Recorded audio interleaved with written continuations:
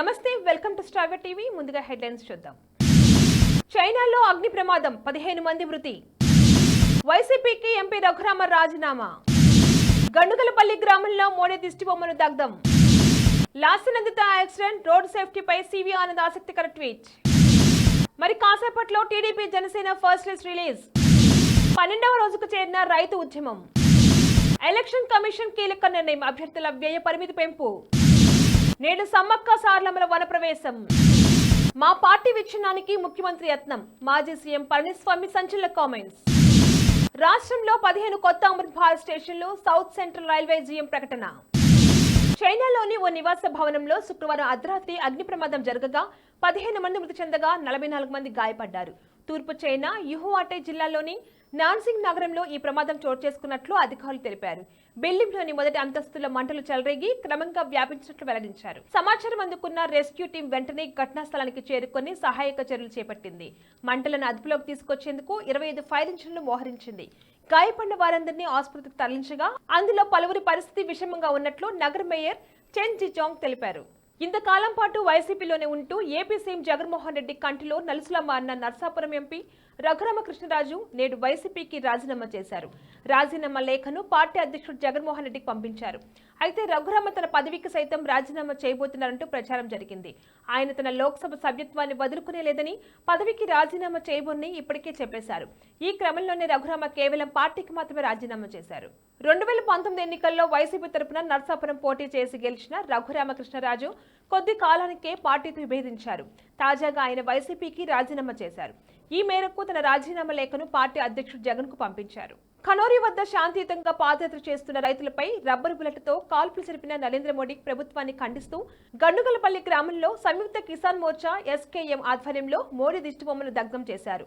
అనంతరం వారు మాట్లాడుతూ ఢిల్లీలో శాంతియుతంగా ఉద్యమం చేస్తున్న రైతులపైన జరిపిన కాల్పుల్లో 23 ఏళ్ల శుభకరణ్ సింగ్ అనే యువకుడు రబ్బర్ బుల్లెట్తో కాల్చి చంపబడ్డాడు.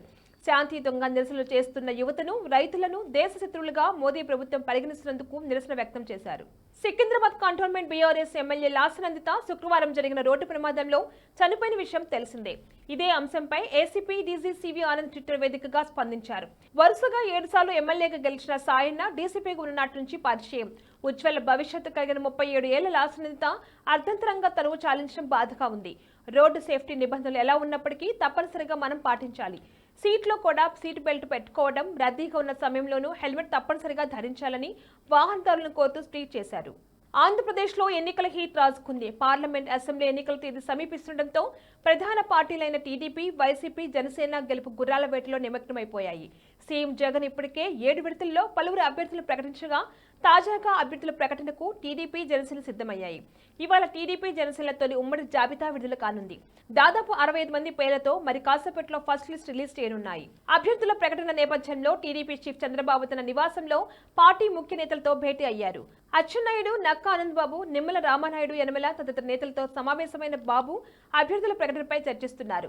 మరి కాసేపట్లో జనసేన అధినేత పవన్ కళ్యాణ్ చంద్రబాబు ఇంటికి చేరుకోనున్నారు. అనంతరం పవన్, చంద్రబాబు కలిసి ఉమ్మడి అభ్యర్థుల తొలి జాబితాను విడుదల చేయనున్నారు. ఎలాంటి చిక్కులు లేని స్థానాలను ఈ ఫస్ట్ లిస్ట్ లో ప్రకటించినట్లుగా టాక్. ఫస్ట్ లిస్ట్ లోని టీడీపీ, జనసేన కీలక నేతల పేర్లు ఉండే అవకాశం ఉంది. కొప్పల్లో చంద్రబాబు, భీమవరం నుంచి పవన్ కళ్యాణ్, మంగళగిరి నుండి లోకేష్, టెక్కల్లో అచ్చెన్నాయుడు, తెనాలిలో జనసేన నేత నాదెళ్ల మనోహర్ వంటి కీలక నేతల పేర్లు ఫస్ట్ లిస్ట్ లో ప్రకటించినట్లుగా తెలుస్తుంది. బులెటిన్ లో షార్ట్ బ్రేక్ తీసుకుందాం.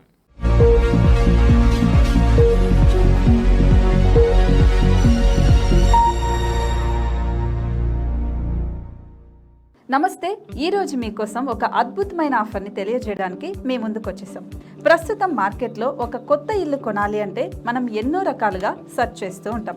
ఎన్నో ఫీచర్స్ని మనం చూస్తూ ఉంటాం. అందుకే మా నుంచి ఈ ఆఫర్ మీకోసం. 45 లక్షలకే మీ సొంత ఇంటి కలని నెరవేర్చుకుందాం. ఈ బ్యూటిఫుల్ విజువల్స్ షాద్ నగర్ టౌన్ హైవేకి ఆనుకొని అండ్ మోస్ట్ పాపులర్ ల్యాబ్స్ కి ఆపోజిట్ లో ఈ వెంచర్ ఉంటుంది. ఎంట్రన్స్ ఏరియా చూశారు కదా ఎంత బ్యూటిఫుల్ గా ఉందో. స్పెక్ట్రా సిటీ ఇదొక గేటెడ్ కమ్యూనిటీ.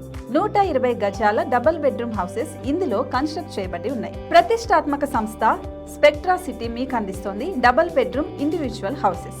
టోటల్ హౌస్ వచ్చేసి మనకు 120 స్క్వేర్ యార్డ్స్ లో ఉంది, అంటే 120 గజాలు.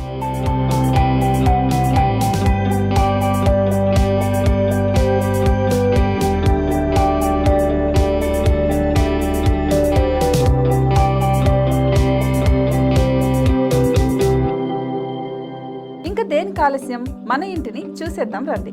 ఇక్కడ చూశారు కదా, మనకు ఎంట్రన్స్ లోనే హాల్ ఉంటుంది. హాల్ అనేది 15x16 ఇంచెస్ లో ఉంటుంది. ఇప్పుడు చూస్తున్నట్లయితే మాస్టర్ బెడ్రూమ్. ఈ మాస్టర్ బెడ్రూమ్ అనేది మనకు 12x10 ఇంచెస్ వస్తుంది. దీనికి అటాచ్డ్ బాత్రూమ్ కూడా ఉంటుంది. ఇప్పుడు చూస్తుంది సెకండ్ బెడ్రూమ్. ఇది కూడా 12x10 ఇంచెస్ వస్తుందండి. ఈ బెడ్రూమ్ కి నెక్స్ట్ మనం ఇప్పుడు కిచెన్ లోకి ఎంటర్ అయిపోతున్నాం. కిచెన్ అయితే ఈక్వల్ ఇంచెస్ లో ఉంది. 8.5x8.5 విస్తీర్ణంలో ఉంది. అండ్ ఈ వరండా టెర్రస్ పైకి దారి కూడా ఉంది.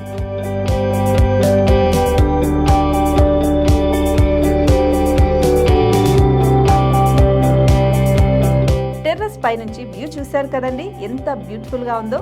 ఇలాంటి ప్రశాంతమైన వాతావరణం అనేది మనకు సిటీ నుంచి 38 కిలోమీటర్ల దూరంలోనే ఉంటుంది. ఇంకా వరండా అండ్ పార్కింగ్ ప్లేస్ అలాగే ఓపెన్ స్పేస్ తో కలుపుకొని మనకు 18 చదరపు గజాలు ఉంటుంది. ఓపెన్ స్పేస్ తో 102 చదరపు గజాల కన్స్ట్రక్షన్ తో ఈ ఇల్లు డిజైన్ చేయబడి ఉంది.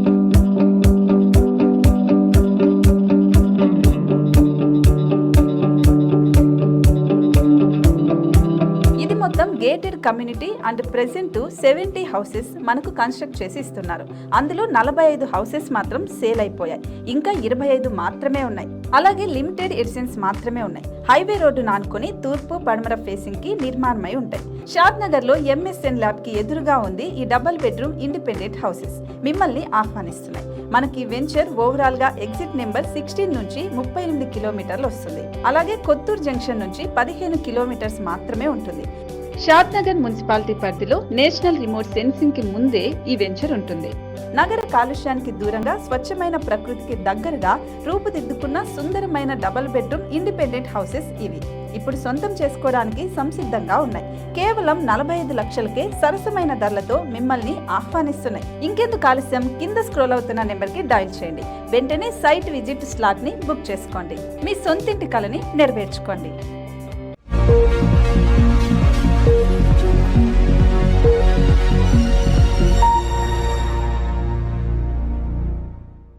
Back to news. Punjab Haryana సరిహద్దుల్లో రైతు ఉద్యమం 12వ రోజు చేరింది. శంభు బోర్డర్లో రైతుల ఆందోళన కొనసాగుతుంది.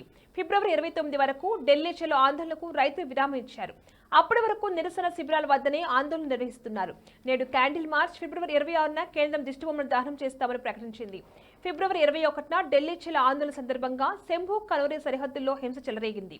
ఫిబ్రవరి 29 తదుపరి కార్యాచరణను రైతు సంఘాలు ప్రకటించనున్నాయి. 2024 పార్లమెంట్ ఎన్నికలు అతి త్వరలో జరగనున్నాయి. ఇందుకోసం ఎన్నికల సంఘం ఇప్పటికే అన్ని రకాల చర్యలు ప్రారంభించింది. ఇందులో భాగంగా ఈ పార్లమెంట్ ఎన్నికలపై ఎలక్షన్ కమిషన్ కీలక నిర్ణయం తీసుకుంది. 2024 లోక్సభ ఎన్నికల్లో పోటీ చేసే అభ్యర్థుల వ్యయ పరిమితి పెంచినట్లు ఈసీఏ తెలిపింది. దీంతో రానున్న ఎన్నికల్లో పోటీ చేసే అభ్యర్థులు గరిష్టంగా 95 లక్షల రూపాయలు ఖర్చు చేయవచ్చని స్పష్టం చేసింది. అలాగే ఒక్కో నియోజకవర్గంలో తిరిగే వాహనాల సంఖ్యను 5 నుంచి 13కు పెంచుతూ నిర్ణయం తీసుకుంది. అలాగే నామినేషన్ దాఖలు చేసే అభ్యర్థులు ఎస్సీ ఎస్టీలకు 12,500, ఇతరులు 25,000 రూపాయల చొప్పున డిపాజిట్ చేయాల్సి ఉంటుందని పేర్కొంది. అలాగే అన్ని పార్టీలు తమ మేనిఫెస్టోను ఆయా రాష్ట్రాల ప్రాంతీయ భాషతో పాటుగా హిందీ, ఇంగ్లీష్లో ఎన్నికల సంఘానికి సమర్పించాలని తెలిపింది. తెలంగాణ కుంభమేళా మేడారం జాతర చివరి ఘట్టానికి చేరుకుంది.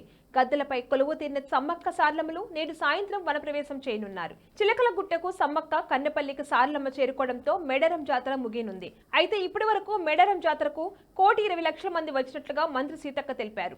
నిన్న ఒక్క రోజే 60 లక్షల మంది వరకు తల్లులను దర్శించుకున్నట్లు అధికారులు వెల్లడించారు.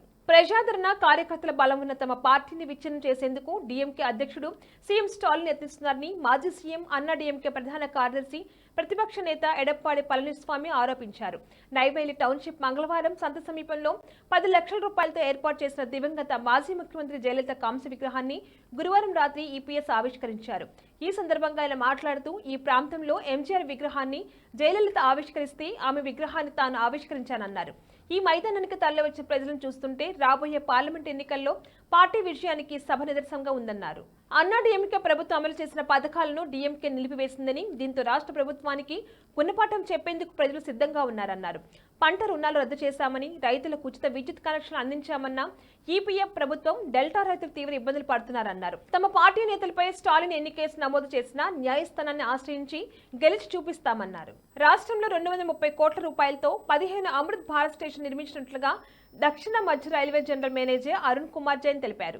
వీటితో పాటు 169 కోట్ల రూపాయలతో 17 రైల్వే ఫ్లైఓవర్లు, అండర్ పాస్ నిర్మించినట్లుగా ఆయన తెలిపారు. ఈ నెల 26న పలు రైల్వే అభివృద్ధి పనులకు శంకుస్థాపన ప్రారంభోత్సవం ఉంటుందని ఆయన తెలిపారు.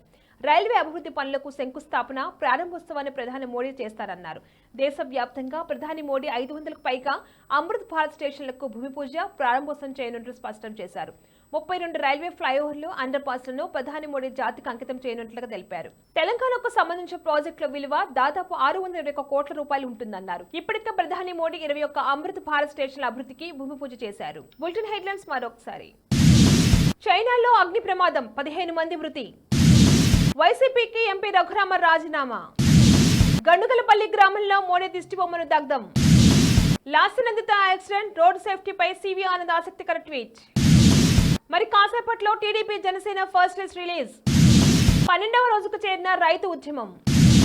ఎలక్షన్ కమిషన్ కీలక నిర్ణయం, అభ్యర్థుల వ్యయ పరిమితి పెంపు. నేడు సమ్మక్క సారలమ్మల వనప్రవేశం. మా పార్టీ విచ్ఛిన్నానికి ముఖ్యమంత్రి యత్నం. మాజీ సీఎం పళనిస్వామి సంచలన కామెంట్స్. రాష్ట్రంలో 15 కొత్త అమృత్ భారత్ స్టేషన్లు, సౌత్ సెంట్రల్ రైల్వే జీఎం ప్రకటన.